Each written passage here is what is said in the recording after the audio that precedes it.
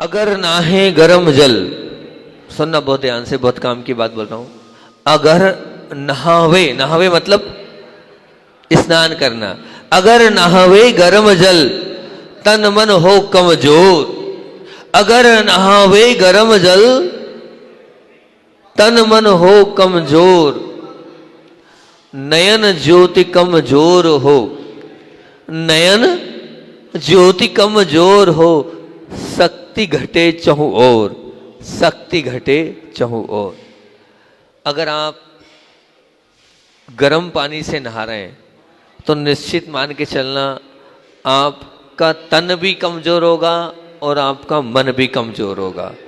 अगर आपकी नयन ज्योति कमजोर हो रही है तो निश्चित मान के चलना उस नयन ज्योति की कमजोरी में प्रमुख कारण है गर्म पानी से स्नान।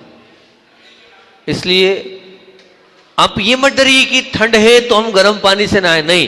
पहला मग्गा आपको गर्म लगेगा, लेकिन जैसे ही दूसरा है उसके बाद वो अपने आप वो जो गर्म पानी है, मतलब वो जो ठंडा पानी है, वो भी गर्म लगने लगेगा। और हम आपको बताएं, जिनके घर में कुएं हैं या जिनके घर में हैंडपंप जेट पंप है, तो वो उस वक्त जब पानी लेंगे तो वो जो जल है आप जब ताजा कुएं का निकालेंगे तो निश्चित मान के चलना वो जो ताजे जल से आप स्नान करेंगे, अनेक प्रकार की औषधियों का काम करता है वो ताजा जल। जब आप जेट पंप, अगर नहीं है कुआं आपके पास, हेड पंप है या जेट पंप है, तो आप ताजा ऐसी व्यवस्था करें कि ताजे से नहाएं। तो आप ताजे से नहाएंगे तो निश्चित मान के चलना आप तरोताजा हो जाएंगे। और आप अगर मान लीजिए ताजे से नहीं नहा पा रहे हैं तो ठीक है, लेकिन ठंडे से नहाएं, गर्म पानी से कभी भी नहीं नहाएं। गर्म पानी से नहाने के माध्यम से निश्चित शरीर में अनेक प्रकार की वात व्याधियां होती है, आंखें कमजोर हो जाती है और आपकी शक्ति घट जाती है। आप अनुभव करना, एक बार गर्म पानी से नहाना और एक बार ठंडे से नहाना, दोनों का अनुभव देखना, हमारी शरीर की शक्ति और तरोताजगी किसमें ज्यादा अच्छी लगती है। तो आप अनुभव करेंगे ठंडे पानी से ही होती है। बिल्कुल बिल्कुल वही बताने वाला था मैं आपको कि जब आप ठंडे पानी से नहाएंगे, सुनना बहुत ध्यान से, नहीं आवाज गूंज रही है ऐसा लग रहा है। जब आप ठंडे पानी से नहाए तो एक प्रैक्टिकली आपको बात बता रहा हूं, जो चीज जो क्रिया होनी चाहिए, जो व्यक्ति ठंडे पानी से नहाता है वो कभी भी उसको बुखार नहीं आएगा, उसको कभी भी मलेरिया से पीड़ित नहीं होगा, कभी भी डेंगू नहीं होगा उसको। क्यों बोल रहा हूं ऐसा मैं इसलिए बोल रहा हूं ठंडे पानी से नहाने के लिए। जैसे ही ठंडे पानी आएगी उस ठंडे पानी की सिहरन से ही पूरे एक एक उसमें कांटे उड़ जाएंगे। आप करके देखना, पहला मग्गा डालना, पूरे शरीर में कांटे उड़ जाएंगे और ऐसे कांटे उड़ जाएंगे, उन कांटों के माध्यम से शरीर के रोमकूप खुल जाते हैं और शरीर के रोमकूप में वो जल अंदर पहुंचता है और उस रोमकूप के माध्यम से आप मान के चलना जितने भी टॉक्सिन से बाहर होते हैं। प्रैक्टिकली बता रहा हूं मैं आपको, आप देखना, पहला मग्गा जैसे ही डालोगे पूरे के पूरे कांटे उठ जाना, क्या बोलते हो आप उसको, कांटे उठ जाना बोलते हो, है ना। मतलब चमड़ी आपकी फुल सी जाएगी। वो फुलना नहीं है, वो बाहर निकलते हैं पूरे टॉक्सिन्स। तो आप उसे डरे नहीं, वो निकलना चाहिए, शरीर के लाभकारी है। हमें मलेरिया क्यों आता है, हमें बुखार क्यों आता है? बुखार आचार्य जी बोलते थे इसलिए आता है क्योंकि आप बुखार उतरता किससे, मैं आपसे पूछता हूं, बुखार उतरने के लिए क्या होता है? पसीना आना। पसीना आना मतलब पूरे रोमकूप खुलना। अब जब भी बुखार उतरेगा तो रोमकूप खुलेंगे, पसीना आएगा तो बुखार जो है वो हमारा चला जाएगा। तो उस एक मग्गा 4 मग्गे के माध्यम से पूरे रोम छिद्र खुल जाते हैं और शुद्ध ऑक्सीजन उस वक्त शरीर का प्रत्येक ऑर्गन्स लेता है। प्रत्येक ऑर्गन्स, एक एक रोमकूप शरीर की शुद्ध ऑक्सीजन को ग्रहण करते हैं और वो शुद्ध ऑक्सीजन जब शरीर में पहुंचती है उसी के माध्यम से आप स्वस्थ हो जाते हैं। तो निश्चित मान के चलना, जो मैंने 9 बोली है बहुत काम की बोली है, आप गर्म पानी से बिल्कुल नहीं नहाएं। गर्म पानी से नहाना सेहत के लिए हानिकारक है। वो आपको तरोताजा, आप डर रहे हैं लेकिन डरे नहीं, आप बिल्कुल नहीं आपके यहाँ कुआं, नहीं आपके यहाँ हेडपंप, नहीं आपके यहाँ जेट पंप, तो कोई बात नहीं, अब उससे भी नहाएं तो आप इतना कर सकते हो, वो अलग से पानी रख लें। लेकिन आजकल टंकी खोली और वो वाला मामला है, तो वो वाले मामले से भी नहीं डरें, बिल्कुल नहीं डरें। लेकिन आप खाएं, नहाएं तो कैसे नहाएं? वैसे मुझे नहाने का समर्थन नहीं करना चाहिए, लेकिन क्या करूं, स्वास्थ्य श्रृंखला चल रही है, और स्वास्थ्य श्रृंखला में अब आप लोग स्वस्थ रहें, इसलिए मुझे बताना पड़ रहा है। हम तो नहाते नहीं, आप बोलो महाराज आप तो नहाते नहीं हो, लेकिन नहाने की बात कर रहे हो। लेकिन नहीं, नहाने का तरीका तो उपदेश तो दे सकता हूं मैं, उसमें कोई बाधा नहीं है कि भैया इस प्रकार से आप अगर आप नहाएंगे। अब आप प्रैक्टिकली नियम लें कि महाराज जी इस ठंडरे नहीं, सर्दी हो जाएगी, कब जमा हो जाएगा, खांसी हो जाएगी, बिल्कुल नहीं डरे, बिल्कुल। और जिनको लगता है सर्दी खांसी कफ वाला मामला है, वो ताजे पानी से करें, कुछ नहीं होने वाला है, हम आशीर्वाद दे रहे हैं। पर निडर होके ठंडे पानी से आप स्नान करें, सचमुच में आपकी शक्ति भी बढ़ेगी, साथ साथ में आंखों की ज्योति मजबूत और बढ़ेगी। और आप गर्म पानी से नहाएंगे, आपकी आंखों की ज्योति दिन पर दिन समाप्त तो होती चले जाएगी। ये आपके बीच में मैंने बात रखिएगी, तो ये बहुत ध्यान से रखना। अगर नहाए गर्म जल, तन मन हो कमजोर, नैन ज्योति कमजोर हो, शक्ति घटे चहु और। इसको ध्यान रखना। और अपनी वो बात बहुत सुंदर सी चल रही थी कि क्या खाना, और ये जो कल एक माँ ने मुझसे बात बोल दी थी, उस बात का मैं समर्थन, माँ ने बीच में प्रश्न पूछ लिया था हमारी अध्यक्षा महोदय ने कि दही खाएंगे, और दही इस समय बोल दिया और जीरे का मना कर दिया, तो कैसे काम चलेगा। तो ये जो मैंने उपचार बताया था, आपने मेरी उपचार की, मैंने कल सोचा, तो फिर उसके बाद ये जो उपचार मैंने बताया था, क्या बताया था, अभी जो बता रहा हूं वो उपचार कैसे बता रहा हूं मैं। अति सेवन कर लिया, दही का अति सेवन कर लिया, और उससे कोई विकृति आ गई शरीर में। दही अति सेवन कर रहे हो आप, और उससे विकृति आ गई, जैसे मैंने बोला मैं मक्का खाऊंगा तो आप घी दो, तो अति सेवन और एक ही चीज का सेवन ज्यादा मात्रा में कर रहे हो, उसके इलाज के लिए फिर आपको ये करना चाहिए, उसके साथ ये खाना चाहिए। तब अति मत खाओ अभी हाल 1 महीना, जिस दिन जब जीरे को मना किया है तब अति मत खाओ, सामान्य से खा सकते हो, ये उसका है। तो ये जो चल रही है, अभी हमारी टॉपिक चल रही है, आप किसी चीज का आपने अति सेवन कर लिया है और उसके माध्यम से विकृति शरीर में आ गई है, उसका ट्रीटमेंट मैं आपको बता रहा हूं कि दही के साथ फिर आपको क्या करना है। तो बोले जीरा लेना है, लेकिन अभी नहीं लेना है जीरा, ये तो निश्चित है। अभी जीरे का क्या है, अगन में जीरा बिल्कुल भी नहीं लेना है। ठीक, कल मैंने जो तक बात बता दी थी, गेहूं की बात बता दी थी, नहीं बताई थी, बताई थी। गेहूं के साथ क्या लेना है, सबसे उत्कृष्ट अन्न है, और बस यही है कि थोड़ा स्वाद ठीक नहीं होता, उसकी रोटी अच्छे से बन नहीं पाती है, इसलिए आप लोग नहीं लेते हैं। लेकिन देसी अनाज है जो, और इतना शीतल है वो, और इतना तप्ती कारक है वो, और इतना बल कारक है वो, तो आप जौ को ज्यादा से ज्यादा लें। लेकिन कफ कारक है वो, कफ प्रकृति वाले उसको कैसे लें, तो उसमें कैसे लेना है, उसमें लेना है आपको हल्दी डालकर लेना है। जो जब भी ले उसमें हल्दी की मात्रा लें, जो जब भी ले तो उसमें सरसों का पाउडर करके थोड़ा डाल दें। सरसों आती है ना, सरसों, उस सरसों का थोड़ा सा, और अगर हो तो हल्का सा तेल भी आप दे सकते हैं। तो जब भी जो ले कफकारक होता है तो हल्दी और सरसों आप उसमें प्रयोग कर सकते हैं, और थोड़ा सा उसमें जीरा भी आप प्रयोग कर सकते हैं। पर ध्यान रखना, जीरा कैसे प्रयोग करना है, जीरा सेक कर प्रयोग करना है।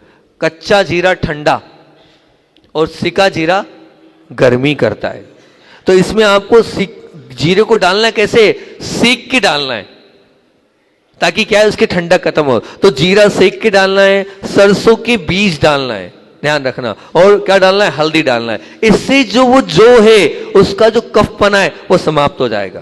देखो ये संयोग आप अगर समझ लोगे तो आपको आवश्यकता नहीं रहेगी औषधि की। क्या बताया संयोग मैंने, जो लेना है बहुत अच्छे से लेना है। क्या डालना है, कफ को नाश, कफ कारक होता है वो, तो हल्दी हल्की सी डालना है, सरसों के बीज डालना है, जीरा सेक के डालना है ना। तो ये जौ के बाद क्या है, जौ के बाद आपसे बोल रहा हूं गेहूं हर घर में बनता है। मैं तो पहली बात कह रहा हूं गेहूं को खाना ही नहीं, क्योंकि गेहूं जो है वो अनेक प्रकार की बीमारियों का कारण है, फिर भी वो बंद नहीं हो सकता है। हम गेहूं के आदी हो चुके हैं, मतलब हमारी बॉडी बचपन से गेहूं खा रही है तो एडजस्ट हो चुकी है गेहूं के साथ। अब आप गेहूं खा रहे हैं, वो भी कफकारक होता है। तो एक वैद्य जी की बात तो बताई थी, लेकिन खुद बता रहा हूं आपको, प्रत्येक गेहूं की रोटी पर हल्का सा जैसे नमक लगाते हैं वैसे सौंठ बुरके आप, वो रोटी पच जाएगी, उसका कफ पूरा समाप्त हो जाएगा। तो गेहूं की रोटी के साथ क्या लगाना चाहिए, सौंठ। लेकिन ध्यान रखना, पूरे आहार में 1 चम्मच से अधिक सौंठ नहीं, छोटी चम्मच से, चाय वाली स्पून छोटी वाली, उससे अधिक नहीं, उतना पूरे ग्रास में, और उससे भी कम में काम, आधी चम्मच में काम हो जाएगा आपका। आधी चम्मच सौंठ इसी प्रकार से लेना है। गेहूं की रोटी पर जैसे घी लगाते हो आप, ऐसे जीरावण लगाते हो आप, ऐसे आप सौंठ लगाएं तो बहुत अच्छा रहेगा। एक वेद जी, बहुत बड़े वेद जी मेरे पास आए थे डोंगरगढ़ में, उन्होंने कहा था आप महाराज जी जितने भी मुनिराज हैं, जितनी भी आर्यका माता जी, सबको सौंठ चलाओ हर ग्रास पर, बड़ी लाभकारी है सौंठ।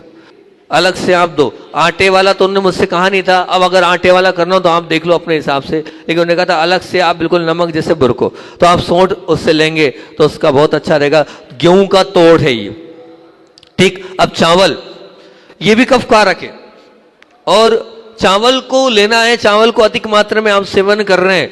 आपको हम बताएं, चावल आंव को बनाता है। एक बार एक महाराज जी और हम लोगों ने, मोटा होना है, अगर आपको मोटा होना है ना तो आप चावल ही चावल का सेवन करें, आप मोटे हो जाएंगे। लेकिन उससे डाइजेशन खराब हो जाता है, उससे आंव की शिकायत हो जाती है। लगभग 4 महीना मैंने कुछ नहीं खाया। क्या खाया? क्योंकि बार बार लोग पतले हो पतले हो पतले हो पतले हो, तो मैंने चावल का सेवन किया। सिर्फ आहार में 3, 3.5, 4 महीना लगभग चावल ही चावल लिया, कुछ नहीं, सिर्फ चावल ही चावल, चावल ही चावल। तो अब वो चावल से हुआ क्या, होता क्या, लेकिन ध्यान रखना, चावल अधिक मात्रा में लोगे डाइजेशन समाप्त। आपकी प्रकृति वैसी नहीं है कि आप चावल को कर पाओ। जठराग्नि बंद कर देता है, कफ कारक होता है, उससे आंव की शिकायत बढ़ जाती है। अब क्या करना है, गलती तो कर ली, अनुभव था नहीं, चावल ले लिया। चावल लेना है अधिक मात्रा में, अति मात्रा वाला मामला चल रहा है, ध्यान रखना है ना। अति मात्रा, लौंग और काली मिर्च लेना, लौंग और काली मिर्च के साथ। और वैसे मैंने देखा है जो पुलाव बनता है उसमें लौंग भी डलती है, काली मिर्च डालना चाहिए। बिना लौंग के, बिना काली मिर्च के चावल नहीं खाना। तो वो लौंग के साथ काली मिर्च आप डाल के, लौंग अगर आपके डाल के खा रहे हो, बहुत सुंदर है। उससे वो चावल पच जाएगा, कफ नहीं पैदा करेगा, जठराग्नि को मंद नहीं करेगा। अगर अधिक मात्रा में आपने चावल लिया तो जठराग्नि बंद हो जाएगी। थोड़ा बहुत में तो कोई दिक्कत नहीं है। तो चावल के साथ क्या खाना है, लौंग और काली मिर्च। इन सबको आप बिल्कुल नोट करते चलें, बहुत अनुभव की और बहुत अच्छी बात है आप लोगों के बीच में मैं रख रहा हूं। उसके बाद सब्जियां आप लेते हैं, बिना सब्जी के आपका जीवन नहीं होता है। लेकिन ये सब्जियां 2 नुकसान पहुंचाती है। आचार्य भी मना करते थे कि जितनी हरी सब्जियां हैं वात कारक होती है और अफरा को कराने वाली होती है। वात बढ़ता है सब्जियों से और अफरा करती है। और उसमें भी मैं सब्जी कौन सी कह रहा हूं, फली वाली। कौन सी? पहले फली वाली बोल रहा हूं मैं, फली वालों का बोल रहा हूं, वो वात कारक होती है और वो अफरा कराती है। ग्वार फल्ली, चतुर्फल्ली, ठीक है ना, और कौन कौन सी आती है, जितनी भी फल्ली आती हैं सब ले लेना, जिसमें बीज रहते हैं ना, वो वाली। अब उनको खाना है। 2 मैंने बताया था, वो चूल्हे की हो एक शर्त, चूल्हे की हो एक शर्त। बहुत अच्छा, कल एक बता दूं, बीच में भूल जाऊंगा नहीं तो मैं। कल उषा माँ ने, रायपुर वाली माँ ने, इतना सुंदर चूल्हा बनाया है। और वो चूल्हा कैसा है, गैस जैसा, 5 उसमें स्टोव बने, और इतना सरल तरीका भी उसमें बनाने का है। आप बना सकते हो और उसको कर सकते हो। मैं तो कह रहा हूं कि मान लो अभी विवाह हुआ है, ठीक है ना, तो विवाह हुआ है तो अब विवाह में आपको गिफ्ट ही देना है नई बेटे बहू को, तो क्या गिफ्ट दो? तो आप वो जो चूल्हा है सीख लो और वो चूल्हा बनवा के बहू को दो, उससे को उससे रोटी बना के खिलाना है, गैस से नहीं बुलाना है, ठीक है ना। वो बाजू में बैठी चाची है ना, वो चाची बैठी ना, चाची का कहना है कि अब वो नई बहू है ना, आपको ये गिफ्ट देना है। वो जो 5 चूल्हे वाला बहुत सुंदर चूल्हा मैंने देखा है, आपको वही गिफ्ट देना है। और उससे बोलना उसकी रोटी खाने हम आएंगे, और उसकी रोटी बनाना तो महाराज जी भी आएंगे, ठीक है ना। उसी की रोटी बना के खिलाना तो महाराज जी भी आएंगे। तो चूल्हा आप गिफ्ट कर देना, बनाने की पूरी स्कीम वो बता देंगे। बहुत सुंदर चूल्हा, 5 गैस जैसा चूल्हा है वो, और आपका घर काला नहीं होगा, बहुत सुंदर पाइप लगा है, सीधे पाइप को बाहर कर देना, ठीक। आपकी तरफ से गिफ्ट हो जाएगा, गिफ्ट हो जाएगा आपकी तरफ से। आप बिल्कुल जल्दी जल्दी तैयार कर देंगे, ताकि हम भी अगर उनको मौका मिल जाएगा तो हम चले आएंगे। नहीं आएंगे, बुलाना नहीं बुलाना, हे महाराज जो नमोस्तु नमोस्तु करना है, ठीक है, करना है तो बहुत अच्छी बात है। तो वो जो आप सब्जी खाएं, कौन सी बीज वाली, उसको चूल्हे वाली ही लेना, तो वो वात नहीं करेगी। चूल्हे पर पूरी पकेगी, प्रॉपरली पकेगी, कम आंच में पकेगी, तो वात कारक नहीं होगी। बिल्कुल आप ले सकते हैं। और अब अगर वो वात कारक चीजें ले रहे हैं तो क्या लेना है, उसमें 3 चीजें मिलाना है। लौंग उस सब्जी में, काली मिर्च और लाल मिर्च। वात कारक है लौंग, काली मिर्च और लाल मिर्च, ये आपको उसमें बहुत अच्छे से डालना है। ठीक, तो ये सब्जी फल वाली हो गई। अब सलाद, वो भी वात कारक होता है। जितने भी आप सलाद लेते हैं, मतलब टमाटर है, ककड़ी है ना, और भी जो सलाद लेते हैं वो लेते हैं, तो ये सलाद भी वात को पैदा करने वाले हैं। इनके साथ क्या लेना है? जैतून का तेल। ये बिल्कुल अलग बात बता रहा हूं मैं आपको, लेकिन सचमुच में खाने योग्य है जैतून। ऐसा नहीं कि असेव्य है, वो भी एक प्रकार ड्राई फ्रूट्स ही है जैतून। तो आप जैतून का तेल लगाते हैं, लेकिन जो लोग हरी सलाद लेते हैं उनके लिए जैतून का तेल और उस सलाद में नींबू का रस ले। जैसे ककड़ी आपने लिएगी, है ना, और भी लिए नींबू का रस थोड़ा सा मिला दे, तो नींबू का रस और जैतून का तेल आप लेंगे, वो जो सलाद आपने लिया है वो सलाद आपको वात नहीं करेगा। नहीं तो वही वात करेगा, वही घुटना दर्द कराएगा, वही आपको रीढ़ में दर्द कराएगा, वही गैप कराएगा, वही माइग्रेन का कारण बनेगा। वात बहुत ज्यादा बढ़ती है, जैसे ही आपके शरीर में वात बढ़ी वैसे ही दर्द चालू हो जाएंगे, वात इकट्ठी हो जाएगी। तो वात को नाश करना होगा। अगर आप सलाद ले रहे हैं तो जैतून का तेल लें और नींबू का रस के साथ उसका सेवन करें, तो वात पूरी शमन हो जाएगी, तो आपको कोई भी दर्द पीड़ा नहीं होगी। और जो लोग दर्द से पीड़ित है वो बिना इसके खाए ही नहीं, जो दर्द से पीड़ित है, नहीं तो वात करेगा, दर्द बढ़ेगा। फिर आप बोलते हो कि जैसे मैं आपको बोल रहा हूं, आप हरे चने की सब्जी खाएं, जो हरा चना आता है ना, छोला बोलते हैं, क्या करते हैं, ये आप उसमें नींबू का रस लें। बिना नींबू के रस के छोले की सब्जी नहीं खाना, और वो छोले की सब्जी चूल्हे वाली हो, आपको नुकसान नहीं करेगी, लाभकारी हो जाएगी। चूल्हे वाली होगी तो पूरी बिल्कुल वो प्रॉपर सीजेगी, गैस वाली नहीं। और उसमें आप नींबू का रस डाल लेना, और अगर फ्राई करना है तो जैतून के तेल से फ्राई करना उसको आप। वो वही सब्जी जो है वो अमृत का काम करेगी, वही चना है, वात नहीं करेगी, वही आपके दर्द पीड़ा कष्ट में जो है वो लाभकारी सिद्ध हो जाएगी। पर लेने का जो तरीका बता रहा हूँ, बनाने का तरीका बता रहा हूँ, तो ये है। तो मैं तो कह रहा हूँ जितनी बहुएं हैं जिनको भोजन बनाना है वो तो रोज आए सुनने अभी वाले प्रवचन, ताकि भोजन बनाना सीख जाए। ठीक, फिर उसके बाद टमाटर सबको लेना है। बिना टमाटर ग्रेवी के, बिना टमाटर के आपका भोजन ही अंदर नहीं जाता है।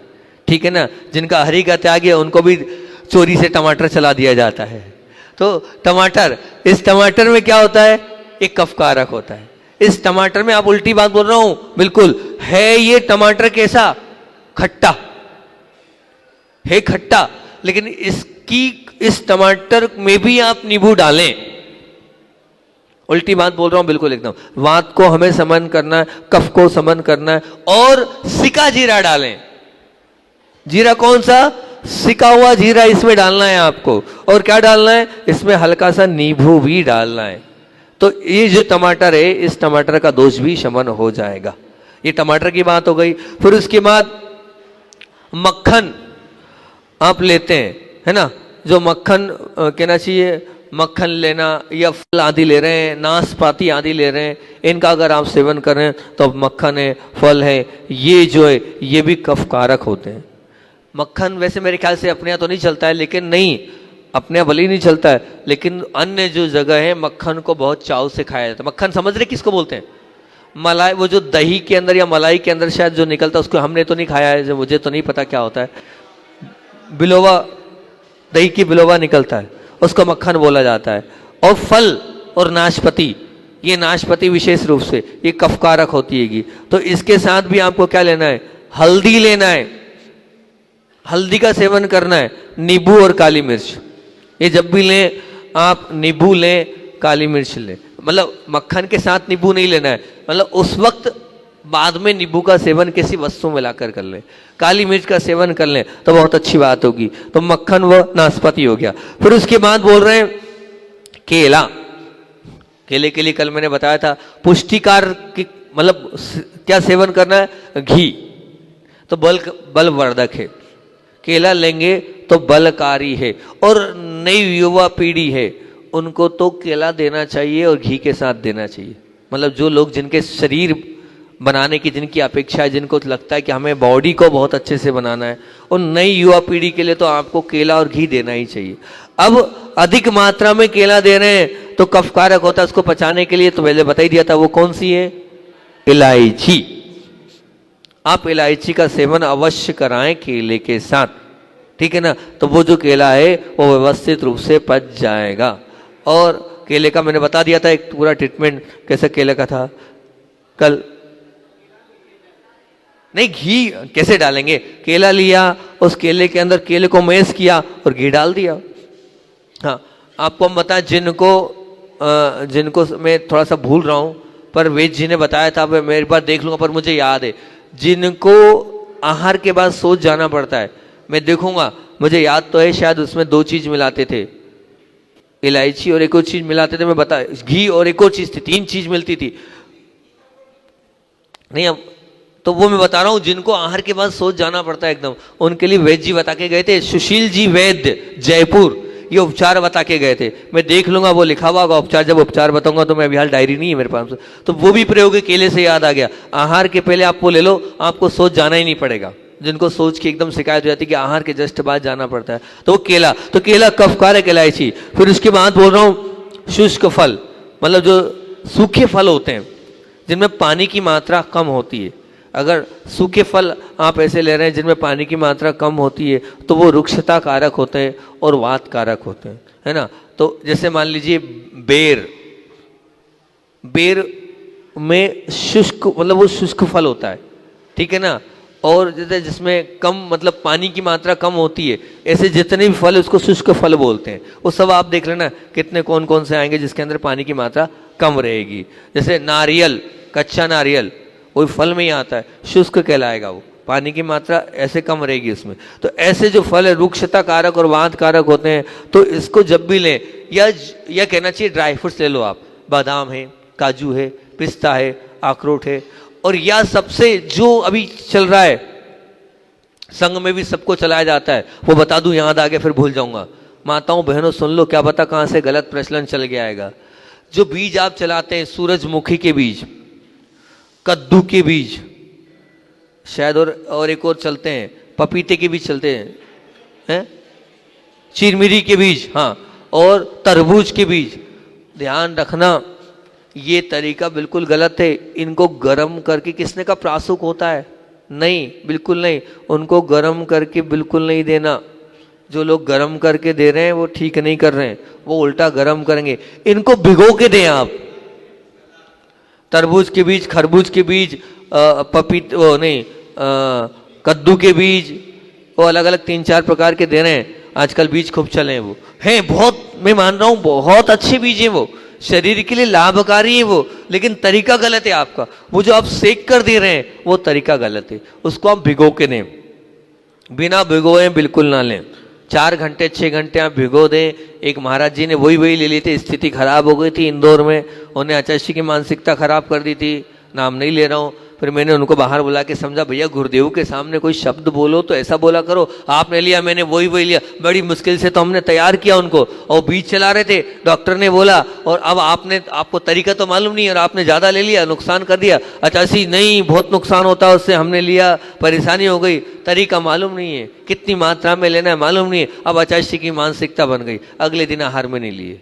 अब वहाँ तो एक बार फिट हो जाती तो फिर तो मुश्किल खेल है। बड़ी मुश्किल से फिर वापस से गाड़ी लाइन पे आई, जब हम वहाँ गए तो चाची को बताया, उन्होंने स्वयं ने बताया अधिक मात्रा में ले लिए और हमने सूखे ले लिए। नहीं लेना, सूखे नहीं, भिगो कर लें आप, पानी में डुबो कर लें आप, 6 घंटे भिगो कर लेंगे तो वो गुणकारी हो जाएंगे, नहीं तो वो आपके लिए नुकसानकारी हो जाएंगे। तो जितने भी शुष्क फल हैं उनको भी भिगो कर लें आप। अम्मा कहती थी हमारी, आम आते थे तो आम को बोले 6 घंटे पानी में डाल दो। जो चूसने वाले आम थे, हमें बहुत शौक था, बहुत आम चूसते थे हम, 2-2, 3-3 किलो आम चूस जाते थे एक बार में, 15-20 आम एक ही बार में चूस जाते थे। छोटे छोटे तो आते थे, कोई बहुत बड़े, ऐसे देख रहे हो बहुत बड़े बड़े थोड़ी आते थे, इतने से आते थे, उसमें क्या लग रहा है 15-20 आम में, हाँ कितना जूस निकल रहा है। तो बस इकट्ठे जब आते थे तो एक साथ एक बहुत बड़े भगोने में, पीतल का भगोना, हमें आज भी याद है वो दृश्य, उस पीतल के भगोने में पानी डाल दिया जाता था और उसमें डाल दिए जाते थे। 4 पहले नहीं दिए जाते थे, माँ नहीं देती थी, बोले नहीं पहले 4 घंटे भीगने दो, उसकी पूरी गर्मी निकलेगी, फिर उसको दबा दबा के और उसको चूसते थे हम लोग। तो भिगोने का सिद्धांत है, वो पूरी गर्मी को, उसके सबको। और एक बात ये कि आजकल वो भी चल रहा है खूब ज़्यादा, कहना चाहिए केमिकल, तो कम केमिकल भी उससे बाहर हो जाता है। तो आप भिगो कर लें, भिगो कर लेंगे तो वो फायदेकारी रहेगा, नहीं तो वो नुकसान दायक आपके जीवन में हो जाएगा। तो ये मैंने आपको बता दिया है कि जितने भी फल हैं वो आपको भिगो कर लेना है। अब आम अति सार कारक है, तो आम के लिए मैंने आपको बताया था दूध तो मीठे के साथ लेना ही है, साथ में 2 चीज़ें और, अधिक मात्रा में आम का सेवन किया आपने और बच्चे कर ही लेते हैं, उनको आप इलायची का सेवन अवश्य कराएं आम के साथ। इसलिए आम के जूस में इलायची डलती है, देखा है मैंने, डलती है। तो इलायची डालें, बहुत अच्छी बात है। माताएं अगर बनाती है तो बिना इलायची के आम का रस नहीं बनाए, इलायची थोड़ी बहुत डालें ही डालें, ठीक। तो या अलग से भी अगर आम खाया है बच्चों ने तो उनको इलायची ज़रूर दें। इलायची से वो जो आम है उसकी गर्मी, वो जो गर्मी और अतिसार कारक होता है आम, आयुर्वेद कहता है अतिसार कारक होता है, तो उसका अतिसारपना एकदम समाप्त हो जाता है। बिना इलायची के आम का सेवन ना करें। फिर उसके बाद क्या है, मूंगफली, टाइम तो हो रहा है। मूंगफली क्या है, मूंगफली वाथर और पित्त कारक है, तो उसको भी मैं कह रहा हूं इतनी अच्छी टॉनिक, सस्ती सुंदर टॉनिक है मूंगफली का सेवन जरूर करना चाहिए। उसको भी भिगो कर करें, 12 घंटे कम से कम मूंगफली को भिगोएं आप, और भिगोकर ही मूंगफली का सेवन करें आप, वो लाभकारी है। नहीं तो बहुत ध्यान रखना, अनेक प्रकार की समस्या को, कब्ज का प्रमुख कारण, दर्द का प्रमुख कारण, नसों के फूलने का प्रमुख कारण वो मूंगफली, दानेदार चीज।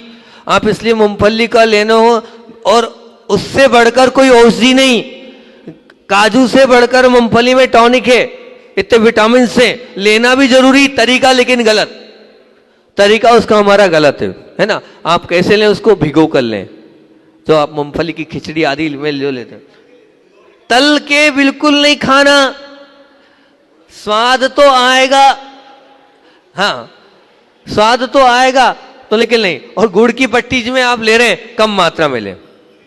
अब हमने एक दिन ले लिए दाने, हम परेशान हो गए, इतनी सारी दाने की चीज, उनको पता था कि अब दाने रह गए, अब दाने आएंगे, अब इतनी सारी वस्तु लग गई, 10-15 दिन पूरा पेट चोक हो गया, हमारा स्थिति खराब हो गई हमारी।